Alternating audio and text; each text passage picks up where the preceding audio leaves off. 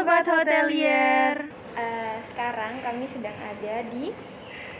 kami lagi ada di Surabaya Sweet Hotel. Dan bersama dengan kami saat ini dengan Ibu, silakan. Halo adik-adik mahasiswa-mahasiswi dari UNER semuanya. Perkenalkan, nama saya Mia. Posisi saya di sini sebagai HR Manager. Dan selamat datang untuk adik-adik semua di Surabaya Sweet Hotel. Dan senang sekali ya bisa kenal dengan kalian semua. Dan semoga apa yang kita diskusikan hari ini bisa bermanfaat bagi kalian semua. Terima kasih. Amin. Oke, baik.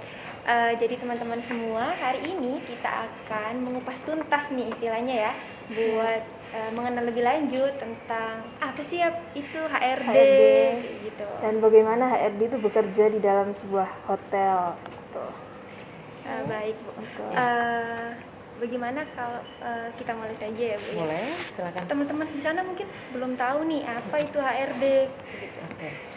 HRD seperti yang kalian tahu ya, HRD itu sendiri adalah kepanjangan dari Human Resource Development, di mana Human Resource Development itu adalah sebuah divisi atau departemen yang mengolah sumber daya manusia yang ada di dalam sebuah perusahaan atau organisasi. Seperti itu. Jadi sebetulnya tanggung jawabnya sangat besar sekali karena Human Resource sendiri adalah mengolah aset terpenting dan juga aset paling berharga dalam sebuah perusahaan, yaitu karyawan. Seperti itu.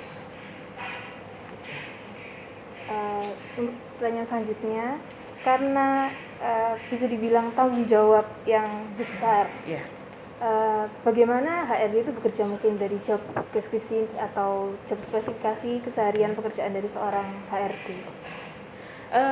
Perlu kalian ketahui ya sebelumnya, kalau mungkin kalian pernah dengar namanya personalia sama Human Resource Development sendiri. Sebetulnya mereka ini mempunyai job yang berbeda, tapi kadang orang itu salah persepsi ya. Oh, personalia itu sama dengan HR, seperti itu. Sebenarnya ini ada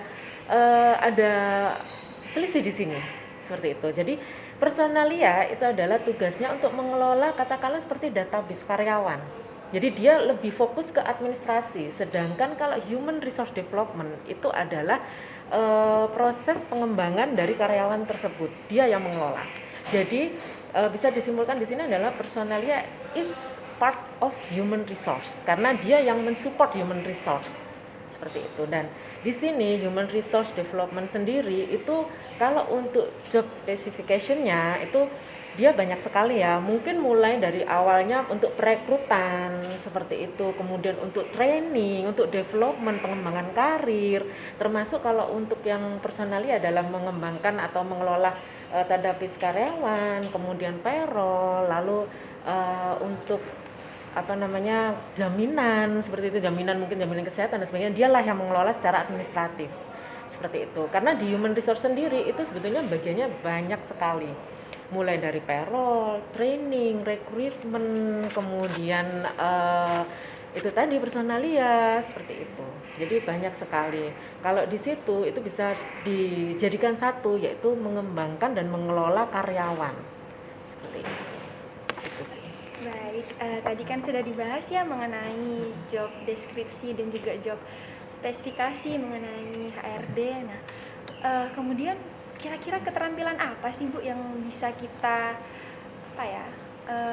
yang bisa kita butuhkan gitu untuk menjadi seorang HRD seperti itu?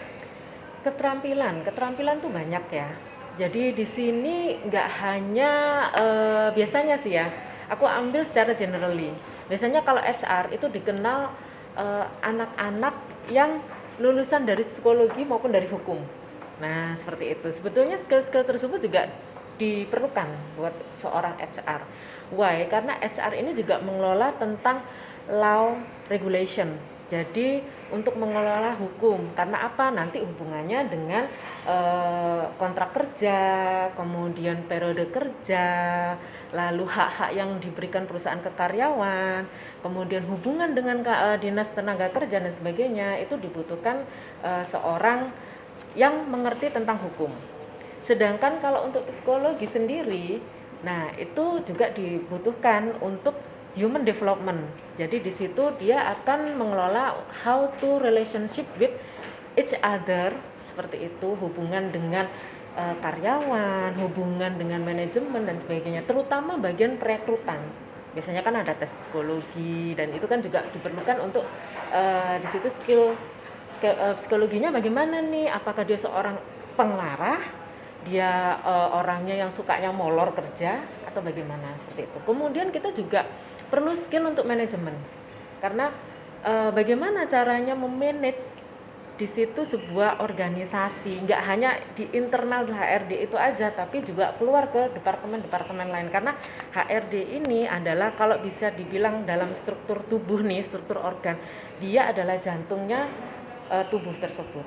Mungkin kalau sales marketing itu bagaikan paru-paru yang menghirup udara untuk menyalurkan oksigen. Nah, sedangkan HR ini adalah jantung yang mensupport mengalirkan semua elemen darah ke semua bagian tubuh, seperti itu.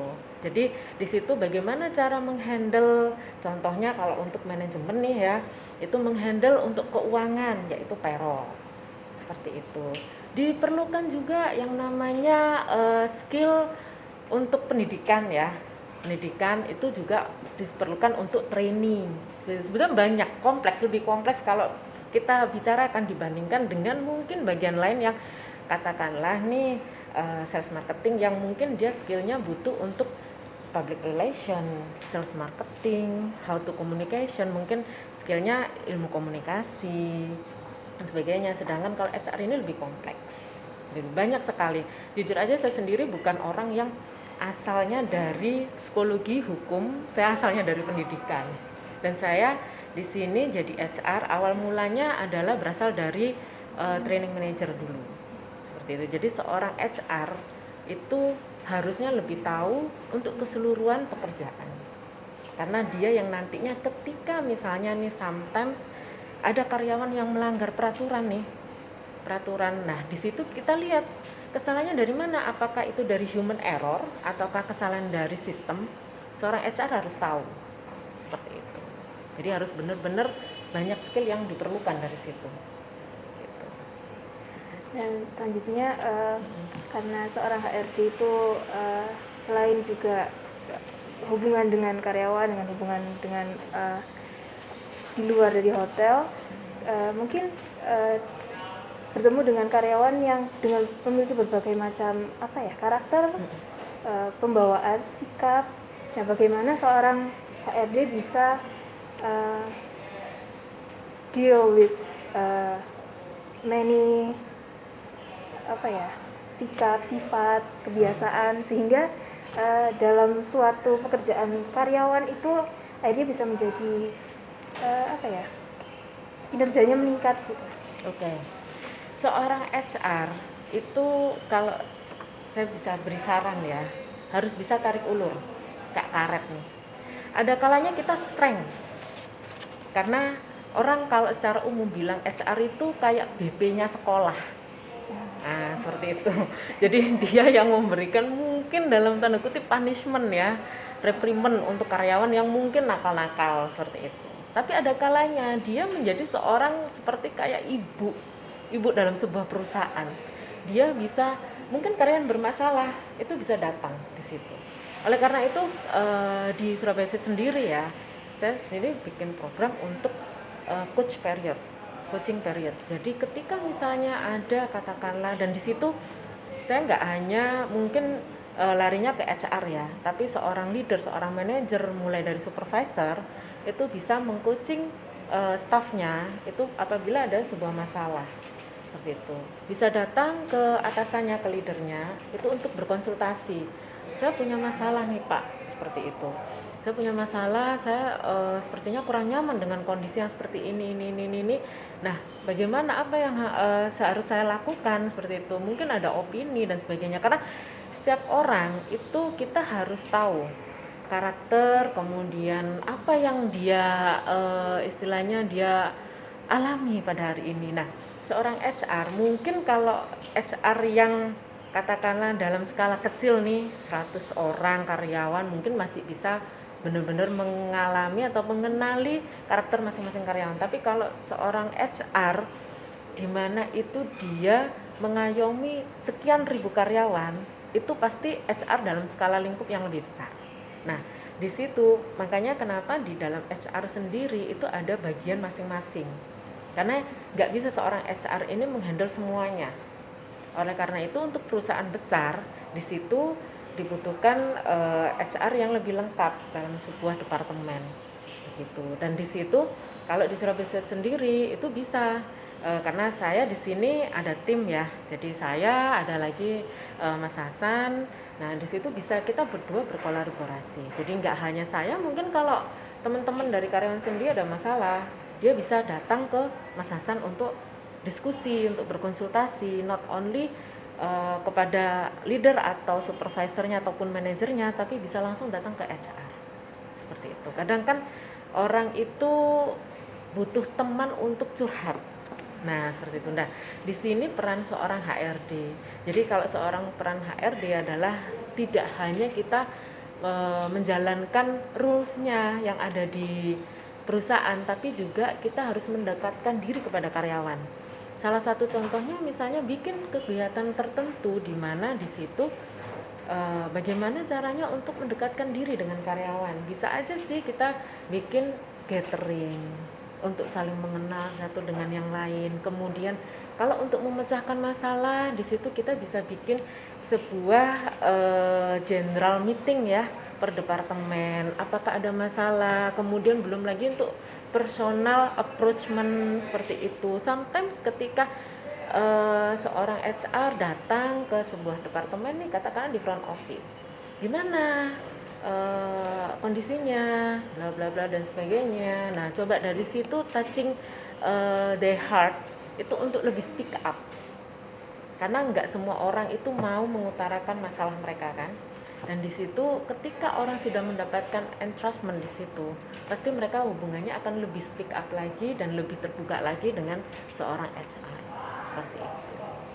Jadi intinya adalah approachment. Seperti itu, pendekatan. Baik, terima kasih.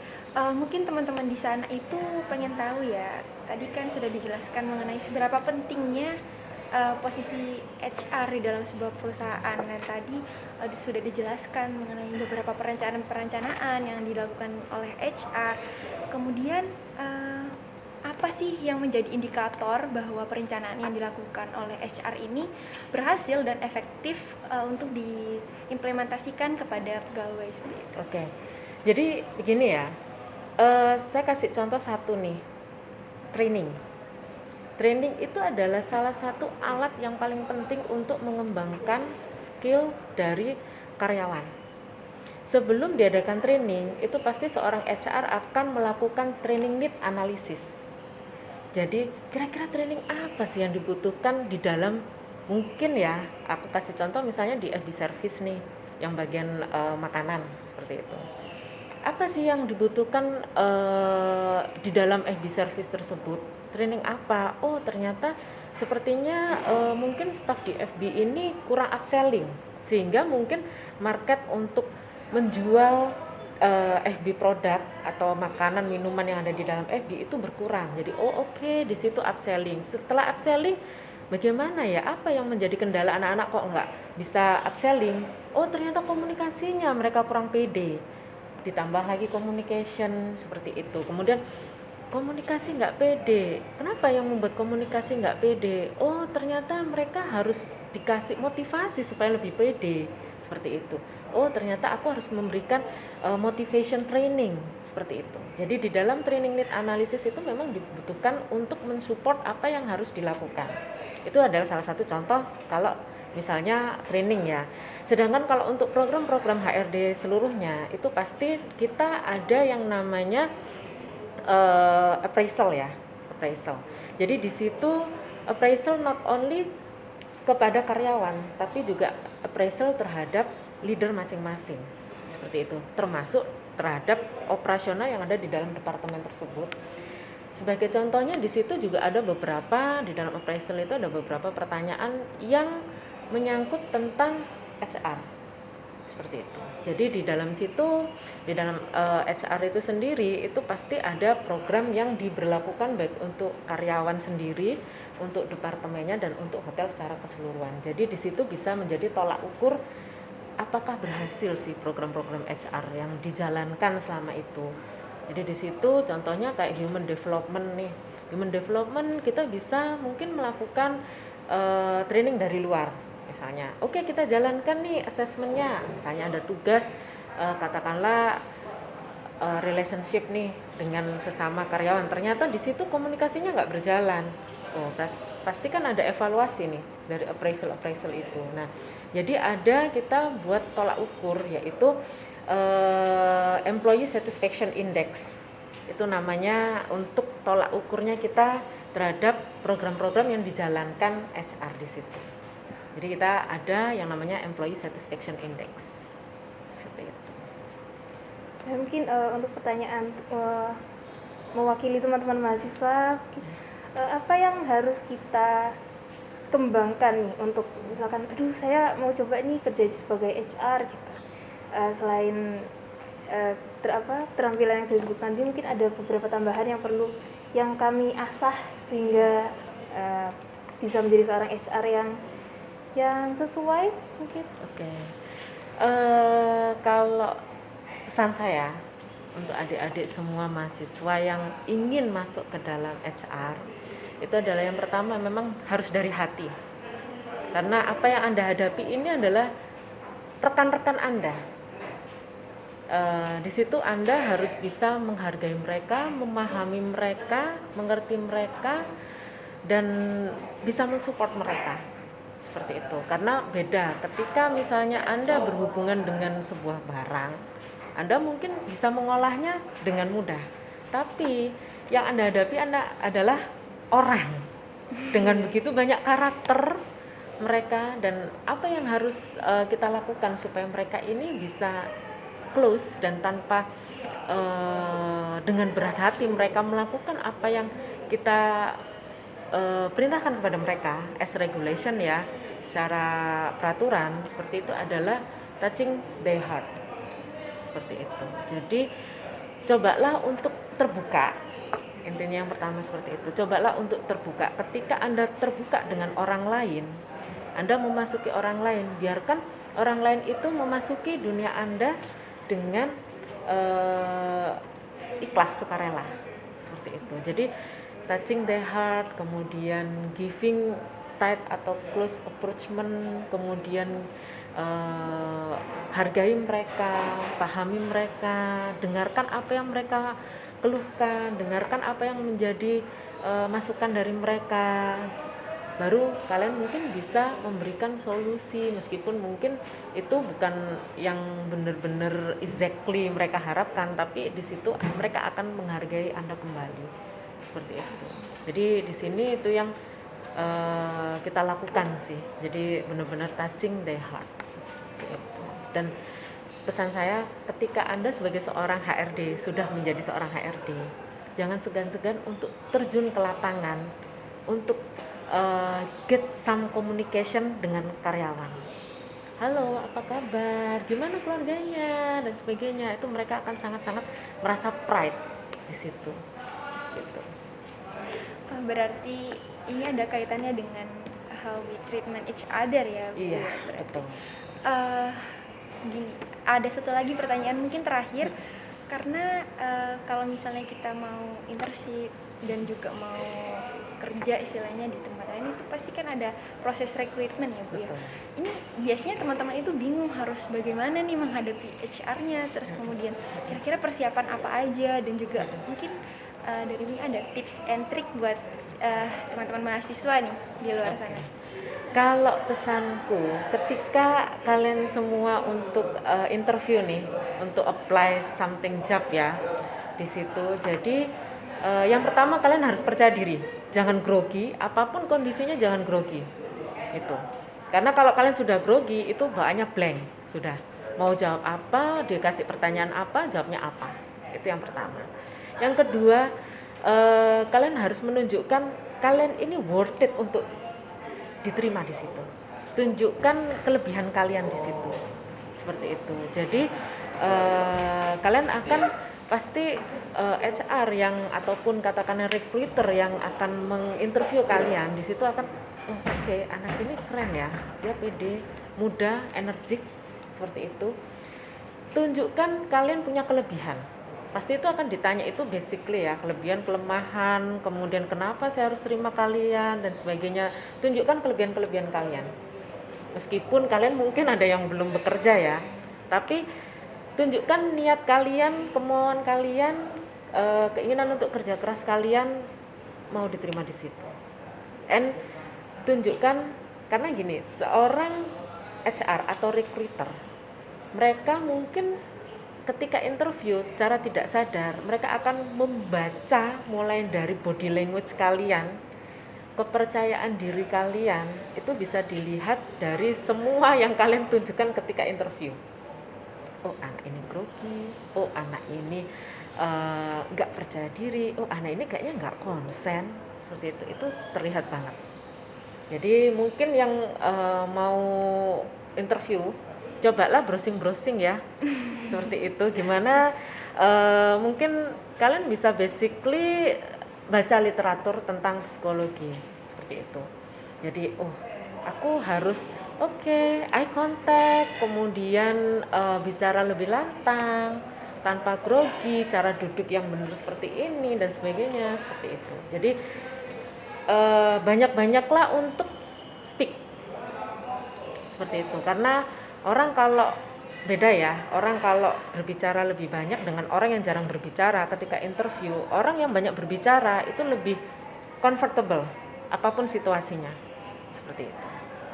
Gitu sih. Jadi tunjukkan kalian ini worth it banget untuk diterima di situ.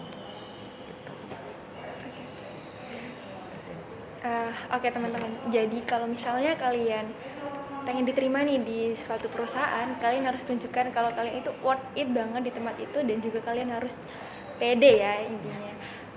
Mungkin ada motivasi buat teman-teman di luar sana, satu kalimat. Oke. Yang jelas everything from your heart. Itu.